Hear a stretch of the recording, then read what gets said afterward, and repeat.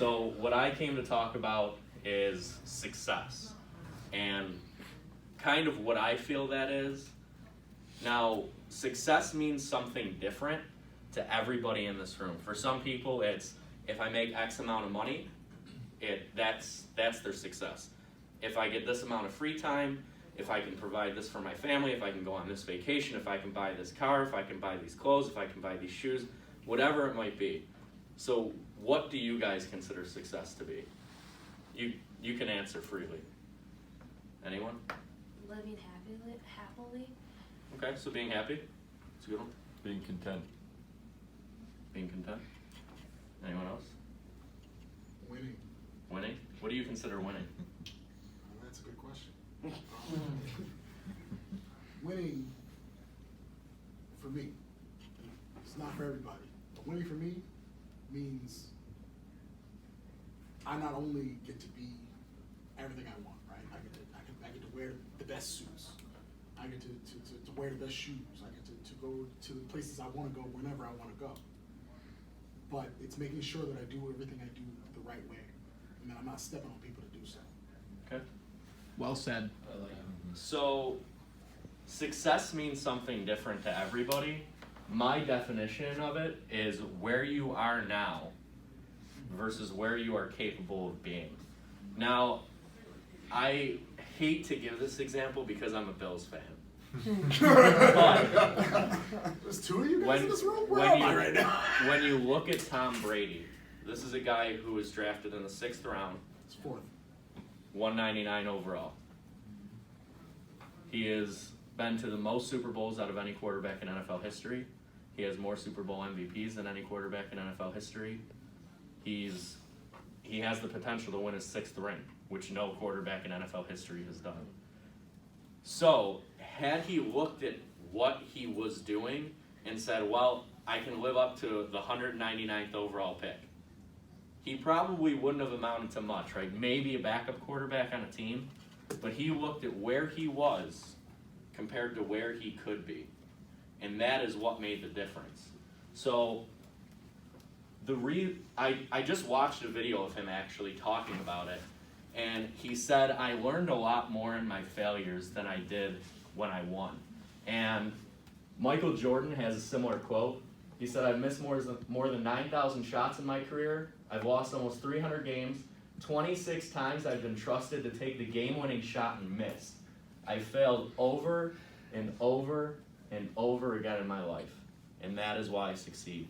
Because you will learn more from your failure than you do your success.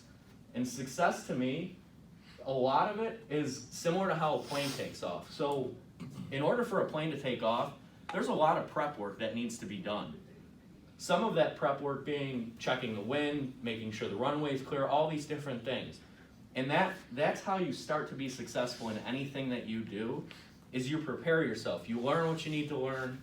You invest in whatever you need to invest in, whatever it might be. It's different for everybody.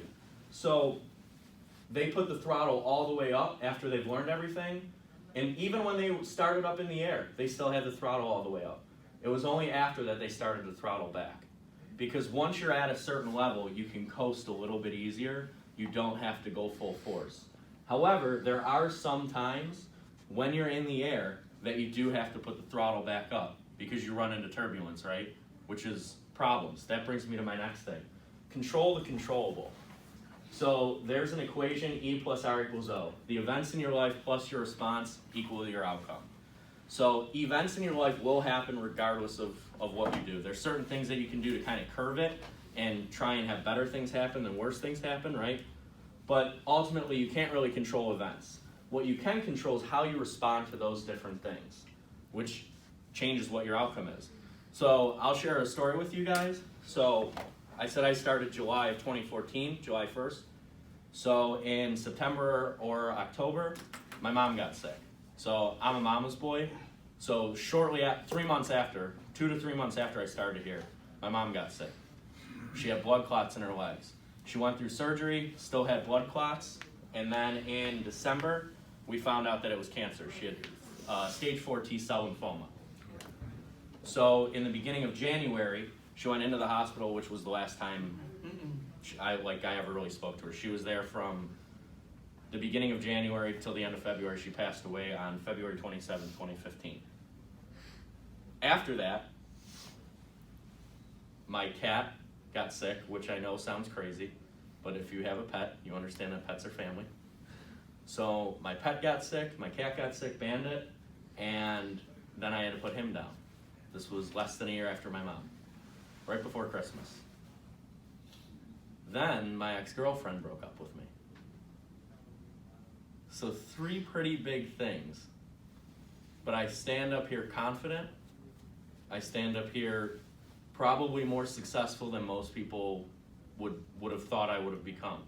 Because I barely passed high school and I dropped out of college. So you're not talking to someone who's super educated, you're talking to someone that has a lot of experience, but how I responded to those things are ultimately what made the difference, because your response dictates what your outcome's gonna be. I mean, I could have had a totally different outcome, and you guys have all seen it. People that are alcoholics, people that are drug addicts, people that are gambling addicts, whatever it might be, I'm sure you guys have all seen that happen. So, success comes from one thing, and that's raising your standards. And it's a 1-inch difference. It's not a real big thing.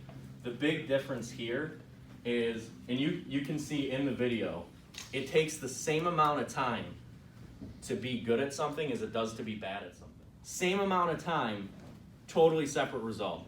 So I say that to say this: when you raise your standards, you will raise your quality of life.